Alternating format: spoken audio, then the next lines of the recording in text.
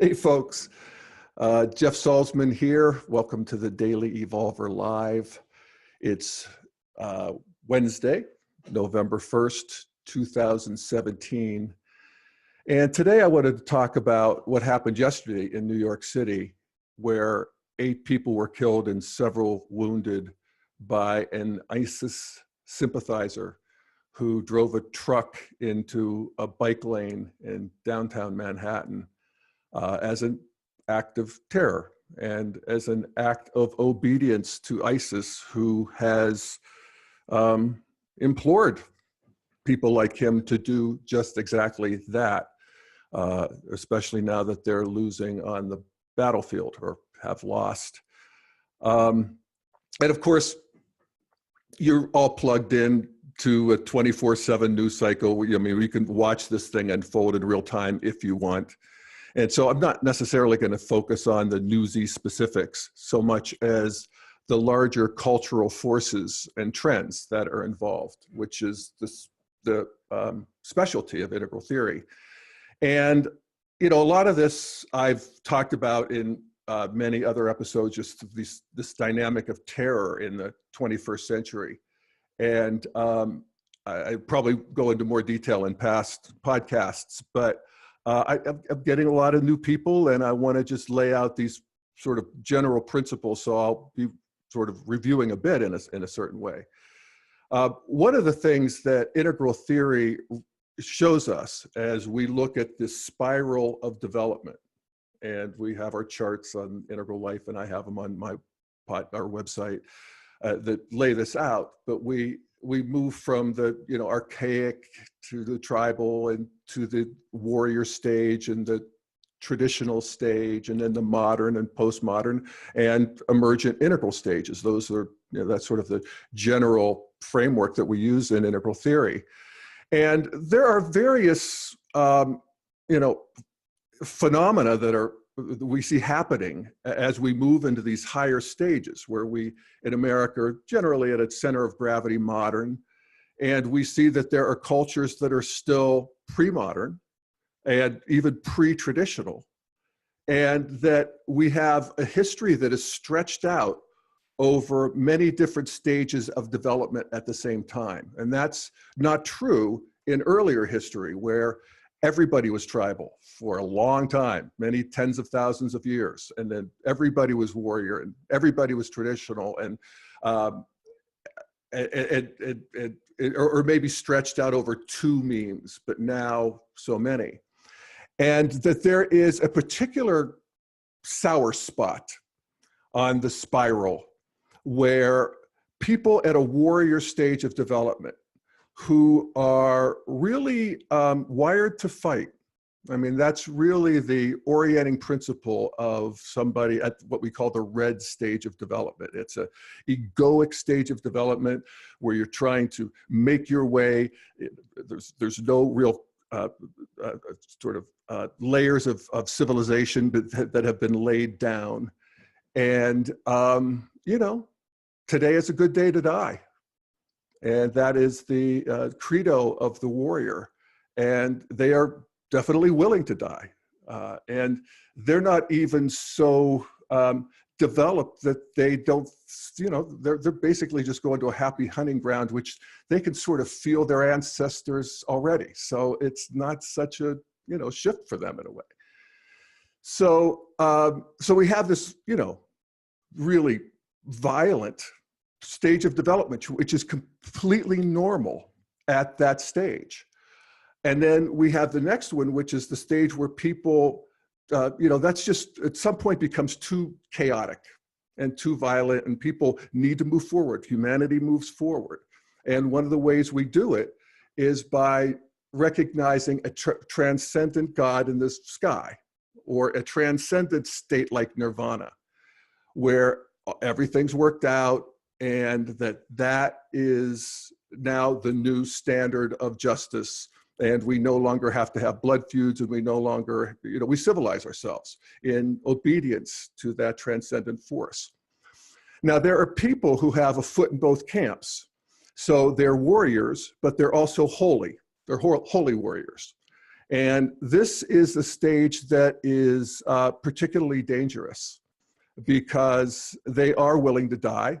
They are perfectly happy, as this guy was, to go on to an eternal afterlife where he will be rewarded with, nice, cool grapes and lots of virgins. So, that is bad enough, but if you add the technology that you get in modernity, then you really have a problem. And that's what we've been seeing with these, with the rise of ISIS in general, and with terrorism in general in the 21st century. We have a pre-modern mentality wedded to modern weaponry. And these, of course, are weapons that they could have never created themselves because they don't have the technological know-how or any kind of technological or industrial base to make them. But you can hand a warrior a gun and he'll use it, or a bomb, or in the case yesterday, a truck. So, so modernity, this is one of the wicked problems of modernity. And it's particularly dangerous because, well, of course, first of all, we live in a free society. I mean, that's just an astonishing achievement of modernity, that people can come and go for the most part. And you don't have to check in, and you're allowed to leave your neighborhood, and you can. I mean, there's actually transportation. We mix with people from all over the world. I mean, I often think that the real headline every morning ought to be, and historically, this is is the surprise. Everybody in human history would be shocked to hear this headline. And that is that 7 billion people are living in peace. Now, we have 7.5 billion people on the planet. And so there are a few hundred million who are not. I mean, they're in hot wars, but that is a small and vanishingly small number of people by any historical standards. So we want to notice that too as integralists, so that we don't feel like this is something that is an existential threat to the society. It's clearly not, and we actually know this officially as of 2 weeks ago, when Raqqa fell, which was the last stronghold of ISIS in the Middle East. And ISIS as an army on a battlefield with territory is over. And that happened in about 3.5, 4 years, the rise of ISIS and the fall of ISIS. And it was preordained. I mean, there was no chance that a red army, even with modern weaponry, could defeat modernity, And of course, if you remember back then when ISIS was on the rise, people had real fear. And traditionalists here in America had a lot of extra fear. I mean, they thought, Sharia was coming to Kansas. But that, sort of lacks an understanding of the enormous power of modernity. I mean, they're fighting a force, especially if you think the American fighting force of highly trained soldiers using satellites. We could literally watch them from space. We control the money system. We control the communication system. We have drones. We have an air force. I mean, come on, what's really remarkable, and to modernity's credit, because modernity has a higher moral stage of development as well, is that we just didn't go and, mow them down, just bomb carpet bomb. That's what Trump said he wanted to do. And people were like, oh, you can't do that. Well, we did that 70 years ago in World War II. We did all kinds of that. We did a good bit of that in Vietnam, and that it's just completely off the table, and it is. And we fought them, in far less efficient ways because we couldn't handle the civilian casualties is the reason. That's, an enormous moral development that we also want to note as we, sort this out and try to contextualize it in a bigger picture. Um, Now, the big danger is of course, some weapon of mass destruction. With this guy yesterday, well, I'll read you something that Graham Wood wrote in The Atlantic, and he wrote this about an hour after two, I guess, after the incident happened. And here's what he wrote. He said, "The identity of the alleged attacker, Sayfullo Saipov, has been known for only an hour as I write this. But as usual, the details strongly suggest that the man was a complete idiot.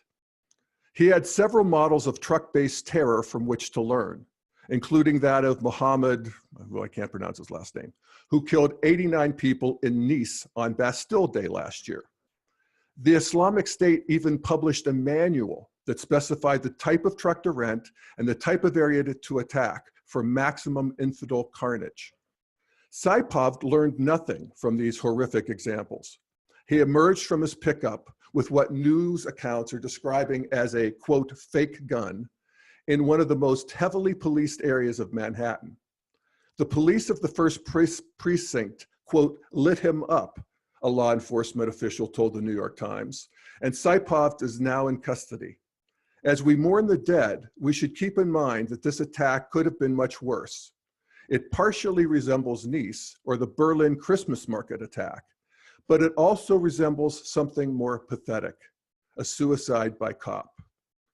So, it's just one of these strange human things to see this thing that happened and think it could have been worse, and to feel lucky that it wasn't me or it wasn't bigger. And this is, it's amazing to me when they were talking this morning that the mayor and the governor they were on, and it turns out that this is the biggest terrorist attack in New York City since 9/11. That's 16 years. And that's astonishing to me because it's not for lack of motivation on the part of people who would love to do this and much worse, that it hasn't happened. And, the law enforcement and, these people deserve a lot of credit. And I, am astonished at the effectiveness of being protected.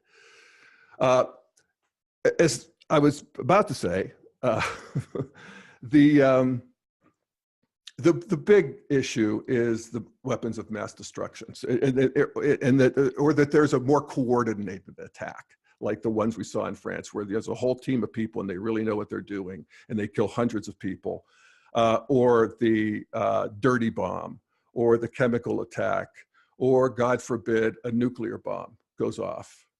And that's a real danger. And I think there's a very reasonable chance that that will happen, considering the number of people in the military in Pakistan who are guarding the nukes and who secretly would love to see the great Satan get his face blown off. And, that one I worry about. That I worry about.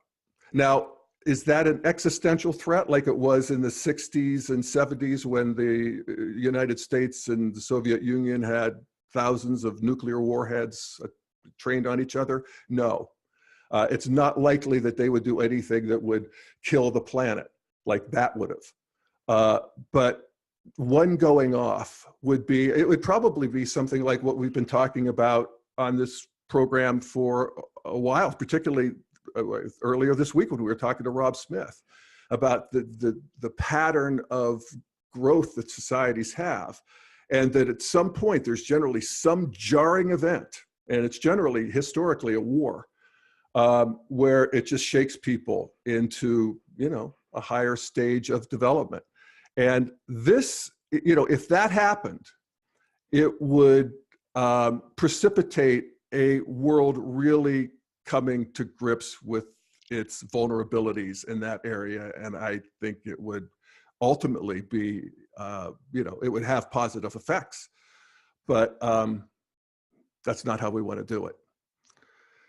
All right, so, modernity fights back in all these ways that, where we really can have some faith that we can live with the odds as we live with the odds every day when we get in a car or get in an airplane or whatever we do, or get out of bed, that we're going to survive and it's going to be okay. And that's really, we want to make sure we appreciate that, because that is new in human history, where people can actually feel safe, let their kids go out, feel safe. And, for those of us for whom that's true, we need to pause and appreciate it. So all of that. And then the other thing that modernity does that we're seeing here in real time is we just learn and fight and have opinions and get in the arena with each other. And, as integralists, we want to notice that too. Notice that we belong in, some part of that spectrum of left and right, the left's having its response, the right's having its response. And that whole system is actually, as ugly as it actually is fruitful, because people are duking it out. So we see in the Huffington Post, the headline, Trump floats sending NYC suspect to Gitmo, underlined with an exclamation point. So, they're keeping an eye on Trump. MSNBC, why extreme vetting cannot prevent low-tech terror attacks is their headline, at least when I looked.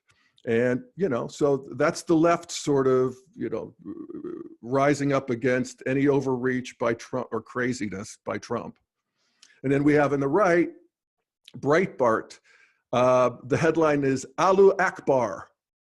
And they have, one of their specialties at Breitbart is showing the sort of green overreach of the liberal media and really doing a lot of gotcha with that. That's what, both sides do with each other, but they're doing it on the right.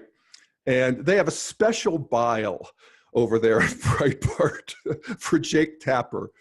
And so Jake Tapper, they have this loop of him where yesterday after the attack, he was talking about, the reporter was reporting from the scene, and the reporter said that the trucker said Allah Akbar as he was jumping out of the truck and waving his guns.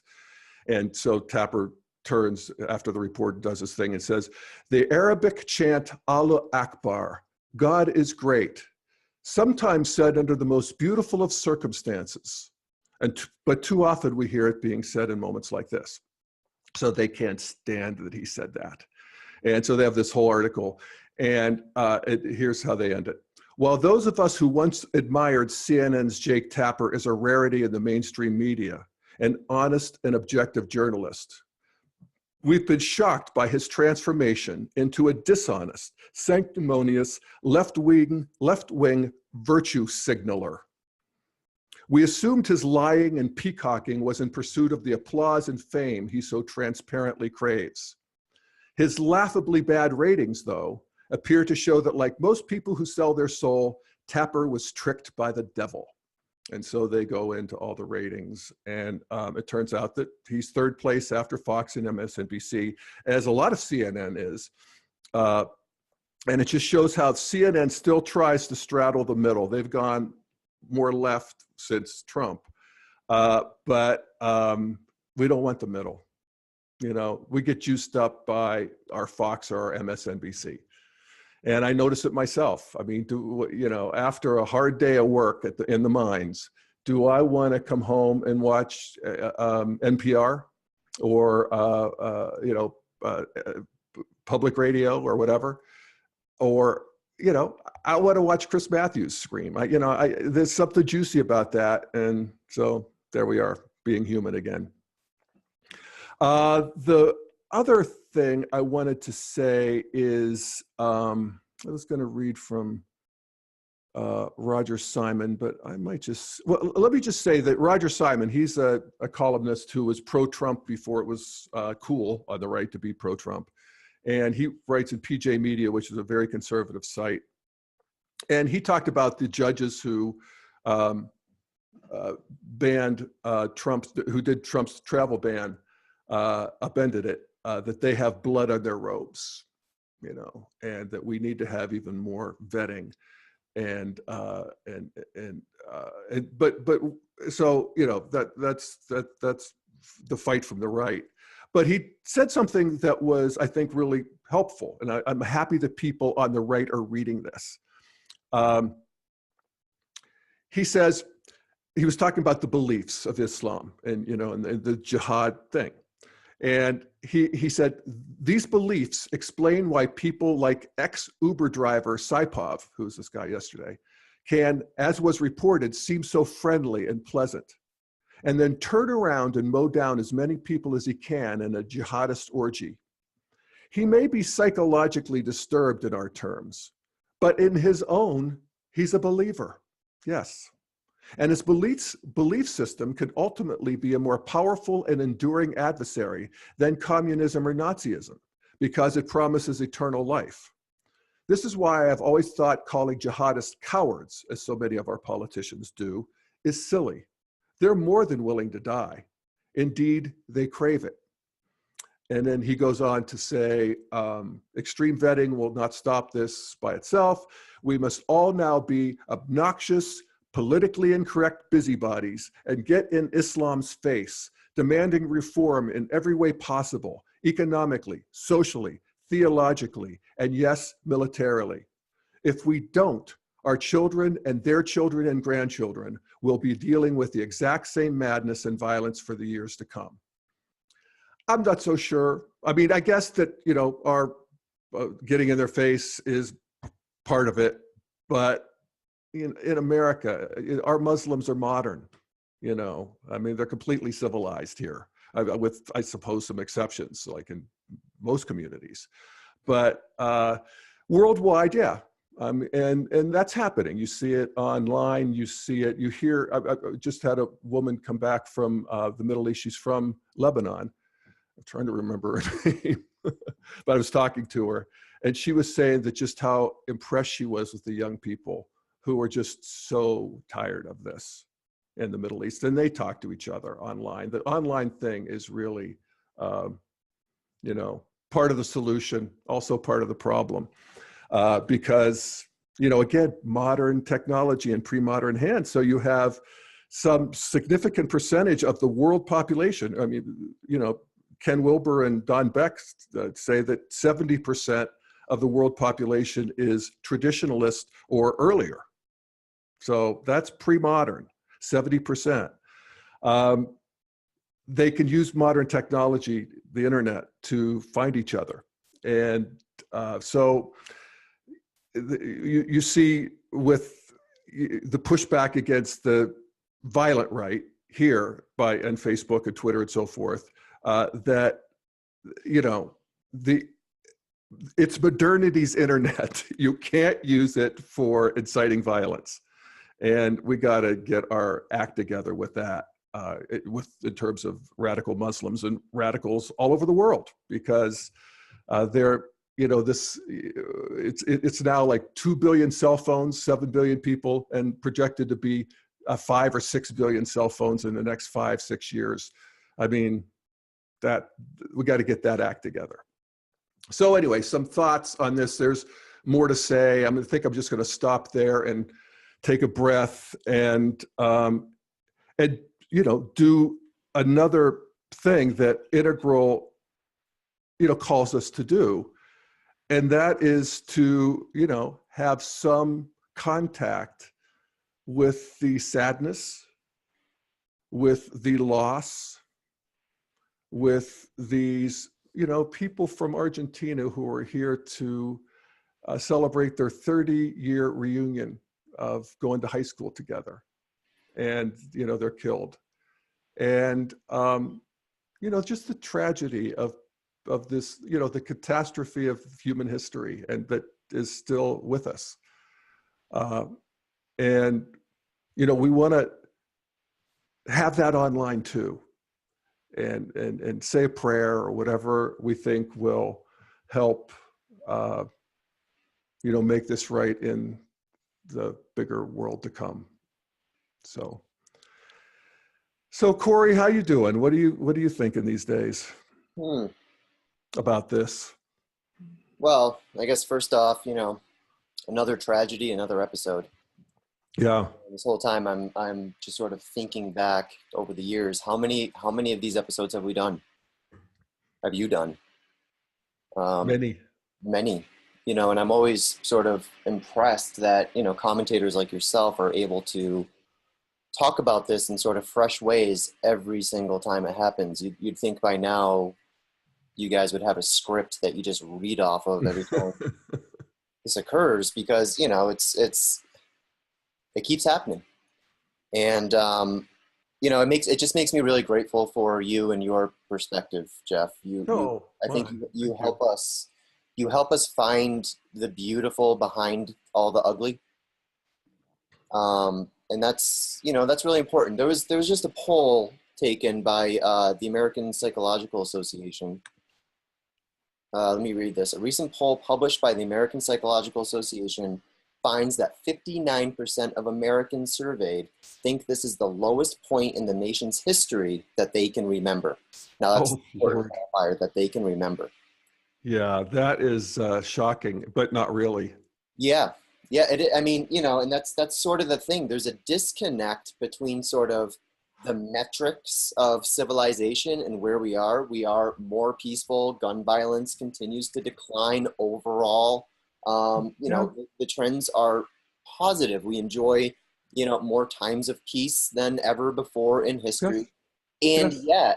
And yet there's this malaise, and none of those facts really can get at that malaise. They can't temper that malaise because, for a lot of people, this is sitting in their core. They're looking at, their cost of living increasing. They're looking at, these trends that are affecting people in a very personal way, not to mention sort of the nonstop barrage of, our amygdalas being hammered over and over and over again by the media, by the Trump administration, etc. So it really, it feels like our shared lower left quadrant is sort of in tatters right now. And, particularly when tragedies like these continue to come down the line, we're still just getting over the Las Vegas shooting, and we should never be fully over any of these, right? I mean, they should always,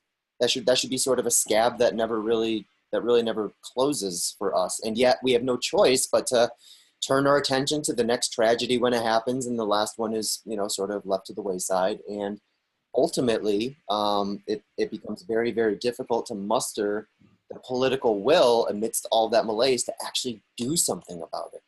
Yeah. And that's sort of, what I see as the most heartbreaking aspect of all these stories. Yeah.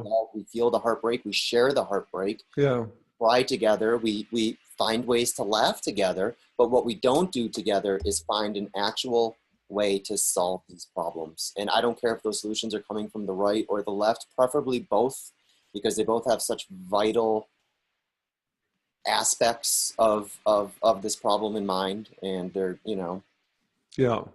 but again, just to bring it back, it makes me grateful for this show as sort of a daily dose of optimism and, again, that beauty behind the ugly. And I wanted to read just one quick comment that we received from yesterday's show that I think really drives this home.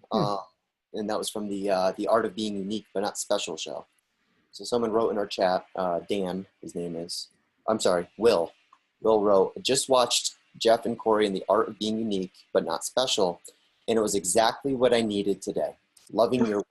Such a relaxed and relatable show, and the mixture of quotes that Emerson quotes divine, multiple perspectives, Jeff and Corey, multimedia, and the grounding that an integral lens brings is just so juicy for me right now. So much gratitude to you guys. And again, I just, I'm not reading that just because, like we're oh so awesome or something like, but I genuinely believe that this daily dose of optimism and hope and forward thinking and sort of our attempt to we don't always get it right? But we Right. attempt every single time to find that simplicity on the other side of all of Yeah. this complexity, just so, we can exhale for a moment Yeah. and, And relax yeah, and just and appreciate absolutely. what we have. There, basically what I'm doing, and actually Ken pointed this out to me, and I hadn't really thought of it this way. He said, basically what you're doing is you're just taking these stories and showing the bigger, more historic context. And that's really true, because the bigger, more historic context is that things are getting better and better relentlessly. They are. Yeah. Within that is the vicissitudes, or what is it, that word? But just the vicissitudes of life and death and tragedy and unfairness and, abhorrent things. And as long as they're happening at all, there's some part of us that it doesn't feel right to sit back and say, things are getting better. It just, so you gotta, this is where multi-perspectivalism comes in handy. You got to have both, that 59% of the people think that this is the lowest point in the country's history. That needs to have a corrective. Yeah. Well, that they remember. That's the important part. So we can't count like Civil War or slavery or anything like that. So it's sort of within the last 50 years. Yeah, well, that's always true too, because, we realized we survived the last 50 years, so it worked out. We don't know about this afternoon. Right. So anyway. And Jeff, we do have a question from an attendee. Cool. It's an anonymous Q&A question, so I'll just read it out loud. All right. Do you believe the ideology or doctrine of Islam, in the example of Muhammad, promotes violence more than any other major religion? That's such a good question. And there's more. I believe that when combined with tribalism and lower levels of altitude, the doctrine of Islam is worse. For example, Nigeria is half Muslim, half Christian. Same levels of development, socioeconomic, political circumstances, etc. Yet the Muslims produce Boko Haram, the ISIS of Africa, and the Christians don't have one. There's also evidence that there are people who are well-integrated professionals brought up in modernized countries like Europe and North America, but still join ISIS only based on Islamic doctrine. In other words, perhaps sometimes ideology trumps development. As Sam Harris says, many believe that ISIS is acting like a bug light for psychopaths, but the evidence is contrary. I'd love to know your thoughts. Thanks. Can of worms. Yeah, well, that's such a good question, and I feel like I learned something from the content of the question. I don't know the answer to that. I have heard, Sam Harris make his case that it actually is objectively worse, and I've seen these arguments on Reddit where there's all the scripture that is about killing the infidel and crushing their children on the rocks. There's a few verses like that in the Old Testament of the Bible too. And then we see the Buddhists in Myanmar who are throwing babies on fires. So I don't think that it's probably one or the other. And I certainly don't have any moral case in believing that Islam isn't doctrinally more violent. I mean, it might be. So I appreciate the question. I appreciate the thinking behind the question, and I want to learn more about that myself. Yeah, it's a great question, and it really does sort of get to the heart of things, and to me, it almost depends on the Christian, right? I mean, is the Quran more violent than the New Testament? Yeah, definitely is. Is it more violent than the Old Testament? I don't know, man.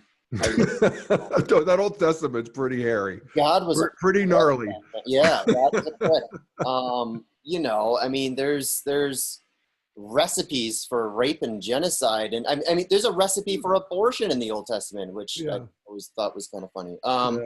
So it's a tough thing, and my sense is, Jeff, I love the points that you were hitting earlier about does Islam sort of need to go through this Reformation stage? And I think most of us agree, yeah, absolutely it does. Yeah. And I think one of the major problems is, we were talking the other day about phases and how all, so we have states, we have stages, we have lines, types, all that. what we don't often talk about are phases. And I think that there are, there is a type of phase language that's useful to look at in terms of, in this case, sort of the evolution of a religion, sort of within a society or a culture. And, Christianity was able to go through its Reformation at a time when, we were still largely running off of, we had sort of orange ideas coming, emerging, coming into existence, but the technological base, the religious base, the political base was all still very amber. So that, in a certain kind of way, afforded a little bit more space for, these societies and these religions to sort of organically go through what they were going through, because there was no threat that some Christian over there would find a nuclear weapon that would destroy everyone, not just, sort of. But they sure killed each other a lot. They absolutely did. And the percentage of people who have died from religious violence in the 20th and 21st century is a infinitesimal fraction of the number who died in the Middle Ages of religiously oriented violence. That's right. Because religions that exist in any society that has, orange level secular laws, infrastructure, scaffolding, tends to do much better at the modernization game than any religion that's left in sort of the vacuum of pre-rational structures and all of that. And, I think there's a case to be made that Islam has been trying, in a certain sense, to move through these same organic phases that Christianity did hundreds of years ago. The problem is it's taking place in a modern geopolitical context where we have nations like America who are actually, in a lot of ways, preventing the bloodshed that would occur in that Islamic civil war if it was, if we were just to let it unfold. Well, that would probably bring about some sort of reformation on the other side of all that bloodshed. The problem is we can't really, the modern nations can't allow that to happen because there's too much at stake in today's world. Yeah, and also we can't watch. It's too ugly. Yeah. And that's good. That's moral development. And also, as you said, we're so intertwined that it actually is not in anybody's interests except the fanatics. That's right. So we don't want to let that happen. Yeah. It's the ironic thing. These modern systems are actually preventing in a lot of ways, preventing the natural organic emergence of these traditional systems, and by wedging modernism in between these two tribal and sort of ethnocentric sects, modernism becomes that much more the enemy. That's sort of the funny thing about it. That's the enemy of both of them. But I'm not sure that it's not I think it's clearly the better way to go. I mean, let's keep the children pacified so they don't kill each other while they grow up. I mean, that's what any good parent would do, and we're sort of in that position. And we can see that they're still fighting. I mean, if you look at the Muslims versus the ex-Muslims on Reddit and how they fight, it's, I mean, again, this is the younger generation. Let them fight there. And, we'll do our best to sort of keep it from completely blowing up. But, we all learn something. We talk about how modernity learns. I mean, my goodness, what we know about how to deal with this situation now versus in 2000, 2003, before we invaded Iraq and brought down Saddam Hussein. I mean, the thinking there was, even among reasonable people, what could be worse than Saddam Hussein? Well, we found out what's worse than Saddam Hussein, and that's, tribal fighting in a chaotic red situation where all of a sudden the authoritarian lid is taken off violently. And, it's not like they were waving roses in the streets. That's right. So that we learned that. Now, unfortunately, we're dealing with the fallout of that. And that, the dominoes have fallen, and it's still, continuing. But that's just the stage of development too, where these tribal cultures get sort of dominated by a mafia red level dictator like Saddam Hussein. And the one thing they can do is they can keep order. It's not pretty, but they can keep order. And that's sort of freezes these cultures in amber a little bit, in terms of there's a whole ocean of red amber traditionalists there who are kept in control. And then when the lid's taken off, they go for it. That's right. And Yep. so we learned that. So, you know, we learned there is something worse than authoritarian, and that sometimes authoritarianism is a stage on the path. No, that's right. You're making an evolutionary case for authoritarianism in these societies that are sort of in this mode of transition, and when they're dealing with a lot of red tribalism, power tribalism, and yeah, no, it's such a critical. Now, obviously, authoritarianism gets rejected in any modern or postmodern system because, of course, it does. You're transplanting a bad organ, and the body politic is going to reject it. But well, we're having a real we're having a real moment of experimenting with that here in the United States, because we got us an authoritarian. Yep. I mean, he's just he would love to be, you know, I don't know about Saddam Hussein, but he'd like to be Erdogan. You know, yeah, he'd love to be Putin. He'd love to be Putin. Thank you. And we're going to see if we're going to let him. I don't think so. Yeah. No, exactly. Yeah. All right, my friend. Another day. Another day, and another story, and another way to look at things. So appreciate your being with me and everybody listening, and we'll see you tomorrow. Thanks, Jeff. See you tomorrow, buddy. Thanks, folks. Bye.